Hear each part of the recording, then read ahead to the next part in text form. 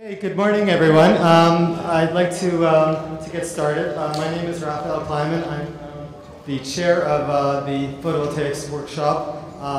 This is the fourth year that this has been running. It's been a little bit different each year. And in particular, we have many new organizations that helped participate in organizing this workshop. So I just wanted to tell you about some of these.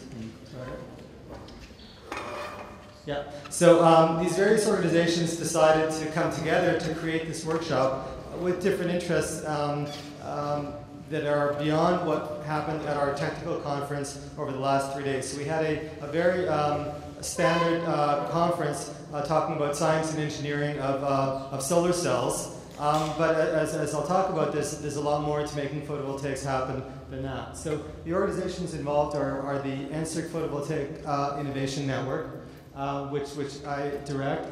Jennifer Briand, the one in yellow, is our network manager, and she helped. She and John helped organize all of the aspects of this workshop today. A special thanks to Karen Hinzer, professor at the University of Ottawa, for helping to arrange all of our use of all of the facilities here, especially this beautiful room. And she's also has later on, mostly tomorrow, has tours of her labs and also some NRC labs showcasing the work that she's doing in photovoltaics. Other partners are McMaster University. Ontario Centres of Excellence have been supporters of this workshop from the very first time, and we thank them for their continued support. Quebec Photonics Network as well has started to get involved in photovoltaics and in encouraging its development in Quebec and in Canada. Next is the Center for Advanced Solar Energy Technologies, and you'll hear later from George Demopoulos, professor, talking about that network and things going on in Quebec. And then lastly, and definitely not least, is SESCI, the Solar and Sustainable Energy Society of Canada, who've decided to partner with us in creating this event. This is really a great asset because they have a lot to bring in terms of a different set of constituents that are scientific based, and that's helped create the policy emphasis that we have in the workshop today. So two key people, one is Frédéric Pouillet, the president of SESCI, and Phil Winters, the secretary of SESCI. They both have other jobs as well, but I haven't listed their other credentials. So when we started our NSERC Photovoltaic Innovation Network, our emphasis, this is sort of how photovoltaics look to us, is how do we make better cells, how do we make cells that are higher efficiency and lower cost. And to a large extent, that still really is the emphasis of that network from a scientific point of view, from an applications point of view. But our theme today is how to make photovoltaics happen in Canada. And so we began to understand the broader range of connections that are required. So this is a schematic of that. We need materials to make photovoltaic cells, and then the receptors of that technology, those cells go into modules. Those modules have various applications that are important. Remote powering applications have always been important in Canada, but now we're seeing utility scale solar farms. We're seeing solar rooftops as a great way for individuals to get involved in PV, and then building integrated PV as well, and we'll have a talk about that later on as well. But then, as you get involved in this longer and longer, you see that things are more complicated, and so this is all of the other things that are involved in talking about how do we actually make this happen in Canada. And so this is there's probably even more factors than this involved, and some of these we'll be discussing today. So certainly from in terms of just making cells and modules, there are issues with manufacturing, with low-cost manufacturing. How do you design cells? How do you characterize and test those cells and modules? But then this is also embedded in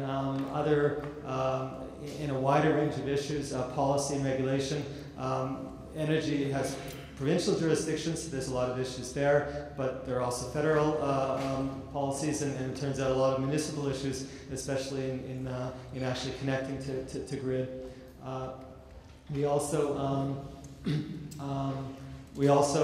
are renewable energy technology, so we have to think about how that fits in with other renewable energy technologies like wind, let's say, and how we fit in with other energy sources altogether. So we need to become more sophisticated about that. To get our message across, we really need to do outreach and education to the public, and NSERC's been an important organization in that respect. There are financing issues. This happens at the research level. This happens as companies want to get involved in manufacturing at every scale, and there are many different sources of financing. So there's a whole financing community is interested in different aspects of photovoltaics from an investment point of view. And cost is always a bit of paramount issue. So we're always coming back to cost as an issue. This conference, we also have a talk later tomorrow, talking about the environmental impact of photovoltaics, and this is also an important issue, understanding the life cycle of a cell and of a panel, and other aspects of the environmental impact, which ultimately becomes quite an important issue. We also it's beneficial for us to work together with other networks within Canada and also with international networks in photovoltaics, because there's often synergies in that kind of collaboration. And the other thing that's not to be neglected is photovoltaics since we're really talking about this on a large scale. We have to think about the grid and how this connects to the grid, and this is we'll have talks about that later today. And energy storage is also a technology issue that comes up quite a lot when we talk about renewable energy technologies. Yet another theme is that this kind of technology is a job creation engine, and this was recognized in the Green Energy and Economy Act. And you'll hear later today from George Smitherman, who helped bring in that act in Ontario, and the feed-in tariff program is the close linkage between jobs and renewable technology. The flip side of creating jobs is also training people to be able to fill those jobs, and that's where universities and colleges also play a role. So at the very top, you see some of the overarching issues that are helping to drive all of these activities. We all, I think, here know that this is an important thing to do, but it's becoming increasingly an imperative because of greenhouse gases from fossil fuels and the climate change that comes with that. And that's something that's sort of making this going from something that's just good to do to something that's essential to do. And so really what I have to say then is that what we've been doing is really trying to create a very broad partnership of universities, of industry, of government at every level to try to make photovoltaics happen in Canada. So for some people who are new to all of this looks very complicated and perhaps even daunting. I encourage people to stay optimistic about this, and I think the optimism is really well founded because photovoltaics is happening in Canada. It's one of the most rapidly growing photovoltaic markets in the world, due largely to the feed-in tariff program. So I think that's sort of really helps set the stage for today's discussions, because a policy decision really made a major impact in what's happening in Canada. So this is a good time for me to introduce our first speaker. Our opening talk is by Dr. Yves Poisson, who's a PV technology specialist and project manager within Natural Resources Canada. They're division called CanMet Energy since February of 2002, where he manages a portfolio of R&D and demonstration projects related to photovoltaics. His research interests include PV system and module performance assessment, standards development, the integration of photovoltaics to buildings, solar R&D activities in Canada.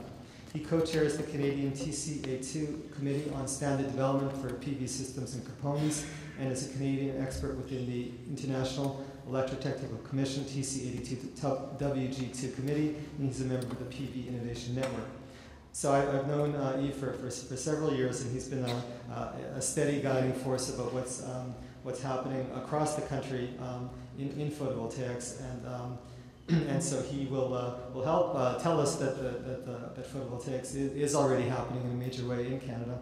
And so please join me in welcoming Yves to give this talk.